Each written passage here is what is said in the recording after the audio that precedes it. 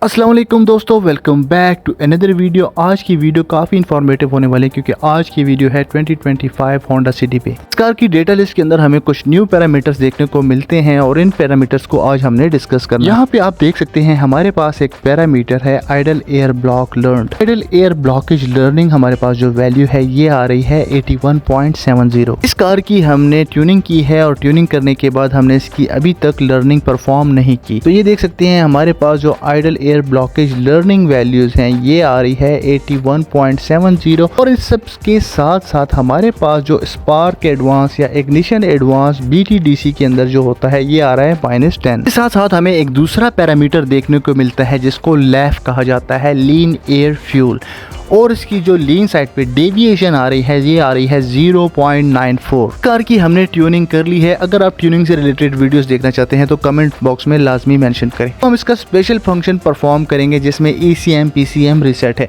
ECM PCM reset या फिर throttle learning, ये दोनों के दोनों प्रोसीजर सेम तरह से वर्किंग करते हैं। ये प्रोसीजर करने से हमारी जो लर्न वैल्यूज होती है थ्रॉटल की और हमारे पास जो एयर फ्यूल मिक्सचर की वैल्यूज होती हैं ये सब इरेज हो जाती हैं और नए सिरे से इंजन ECU इन वैल्यूज को, नई वैल्यूज को अडेप्ट करता है। आइडल एयर ब्लॉकेज वाला जो पैरामीटर है ये मैन्युफैक्चरर्स को बहुत ही पहले दे देना चाहिए था क्योंकि ये बहुत ही इंफॉर्मेटिव चीज है। हमें ये बताता है कि हमारा थ्रॉटल कितना गंदा हो चुका है और ECU ने कितनी वैल्यूज को अडॉप्ट कर दिया है। जैसे जैसे थ्रॉटल गंदा होता जाता है वैसे वैसे ये वैल्यू जो आइडल एयर अडेप्टिव वैल्यू होती है ये वैसे ही इंक्रीज होती जाती है। इससे पहले मैंने आपके साथ सारी वैल्यूज शेयर की थी कि हमारे पास जो स्पार्क एडवांस BTDC होता है वो -10 के अंदर आ रहा था और जैसे ही हमने ECU को रीसेट किया है, रीसेट करने के बाद हमारा जो स्पार्क एडवांस है वो प्लस साइड पे चला गया है। अब हमने ECU के अंदर नई वैल्यूज को सेव करने के लिए सबसे पहले इंजन को वार्म अप करना है। अभी हम अपने RPM को 3000 पे ले जाएंगे ताकि 3000 पे हमारा जो इंजन का टेम्परेचर है वो जल्दी से जल्दी इंक्रीज हो। सबसे पहले हम इसके RPM को 3000 पे लेके जाएंगे और इसका जो टेम्परेचर है वो जल्दी से जल्दी 90 डिग्री सेल्सियस पे लेके आएंगे।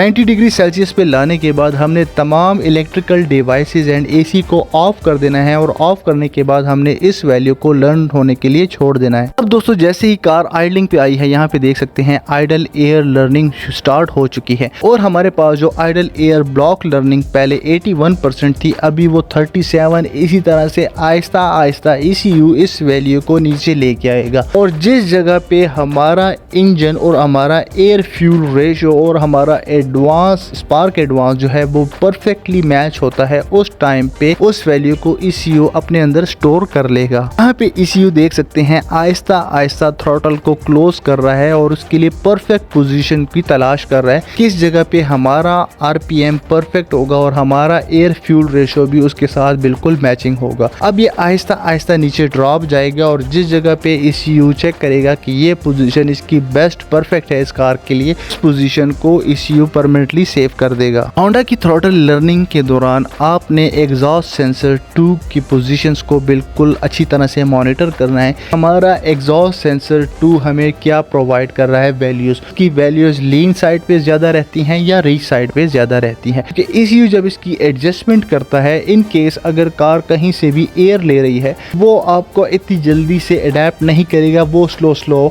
अडेप्ट करेगा और ये चीज आपको O2 सेंसर 2 की मदद से बिल्कुल साफ दिख जाएगी कि आपका एयर फ्यूल मिक्सचर लीन या रिच तो नहीं है। इन केस अगर ट्यूनिंग के दौरान इनटेक मेन फोल्ड से या थ्रॉटल की किसी पाइप से एक्स्ट्रा एयर इंजन के अंदर जा रही हो तो हमारे पास जो O2 सेंसर 2 की वैल्यूज हैं ये बहुत ज़्यादा लीन होंगी और वो हमें हमारे बैंक 1 सेंसर 1 पे तब दिखाई दी जाएंगी जब तक हमारी थ्रॉटल लर्निंग कंप्लीट होगी। इस लर्निंग के दौरान ECU ने पुराना डेटा इरेज किया होता है और वो उसके साथ मैचिंग करने के लिए उस पोजीशन को चेक करने के लिए काफ़ी टाइम लेता है और उसमें आपका आधा घंटा तक लग सकता है। इसीलिए एग्जॉस्ट सेंसर 2 की वैल्यूज़ को जब भी मैं लर्निंग परफॉर्म करता हूँ तो उसको लाजमी मॉनिटर करता हूँ क्योंकि इससे मेरे टाइम की भी सेविंग हो जाती है और मुझे ये भी पता चल जाता है कि कार के अंदर काम करने के बाद कहीं एक्स्ट्रा एयर या फिर एयर फ्यूल की रेशो जो है वो बिल्कुल ठीक है या नहीं है। जब तक ये लर्निंग नहीं होती उस तक हमारा जो एग्जॉस्ट सेंसर 2 की वैल्यूज़ हैं ये हल्की फुल्की सी फ्लैक्चुएशन करेंगी। ये नॉर्मल फ्लैक्चुएशंस अलाउड हैं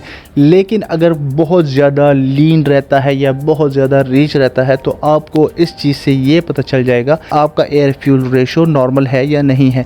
और जब तक हमारा air fuel ratio stoichiometric ratio को टच नहीं करता तब तक हमारी लर्निंग कंप्लीट नहीं होगी। इस पॉइंट पे देखें, अब ECU idle air blockage learning की जो वैल्यूज़ हैं उसको 19.80 पे ले जा चुका है। इसके बाद ECU सबसे पहले इसको लोवेस्ट पोजीशन पे लेके जाता है कि लोवेस्ट पोजीशन पे हमारी आइडलिंग अगर परफेक्ट आती है तो वो उस पोजीशन को सेव करता है। अगर लोवेस्ट पोजीशन जैसे कि हमारा 19.80 ठीक नहीं है तो वो इससे वापस थोड़ा सा इस पोजीशन को बढ़ाएगा। ये बेसिकली जो थ्रॉटल का ओपनिंग एंगल होता है उस ओपनिंग एंगल को चेक कर रहा होता है। नॉर्मली जितने भी हमारे इलेक्ट्रॉनिक थ्रॉटल होते हैं ये 2000 RPM तक ओपन की पोजीशन पे खड़े होते हैं और जो आइडल लर्निंग होती है इस पोजीशन को ECU क्लोज पोजीशन कहता है और इस पोजीशन को वापस वो थ्रॉटल को हल्का हल्का सा क्लोज करके चेक करता है और ये जानता है कि उसके लिए इंजन के लिए परफेक्ट पोजीशन कौन सी है। अब इंजन ECU जो है वो बहुत स्मार्टली देख रहा है कि हमारे आइडल की पोजीशन, एयर फ्यूल रेशो की पोजीशन, हमारे स्पार्क एडवांस की पोजीशन इस जगह पे परफेक्टली मैच करती है और वो जो परफेक्टली मैच पोजीशन होती है उसको वो परमानेंटली रोम के अंदर सेव कर देता है, उस मेमोरी को सेव कर देता है ताकि कार की आइडलिंग के अंदर या कार की परफॉर्मेंस के अंदर कोई भी ख़राबी ना आए। तो यहाँ पे देख सकते हैं दोबारा से ECU idle air block values को आहिस्ता आहिस्ता से इंक्रीज़ कर रहा है। पहले उसने उसको बहुत लोएस्ट पोजीशन पे लेके गया, अब उसके बाद आहिस्ता आहिस्ता से उसको चेक कर रहा है। यहाँ पे हमारे पास जो लैप होती है दोस्तों, हमारे इस कार के अंदर वाइड बैंड सेंसर यूज़ किया गया है। अपस्ट्रीम सेंसर जो है वो वाइड बैंड सेंसर है और इस वाइड बैंड सेंसर को लैप सेंसर भी कहा जाता है, लीन एयर फ्यूल सेंसर। जैसा कि इसका नाम है लीन एयर फ्यूल, तो ये सिर्फ लीन साइड को नहीं बल्कि रीच साइड को भी मॉनिटर करता है। ये एक न्यू टर्म्स है। यहाँ पे देख सकते हैं हमारे पास 19.70 पे थ्रॉटल की आइडलिंग रनिंग कंप्लीट हो चुकी है। अब हम कार को परफेक्टली ड्राइव करने के लिए तैयार हैं। तो ये लर्निंग थी, ये सारा प्रोसीजर था जो मैंने अपने भाइयों के साथ शेयर किया।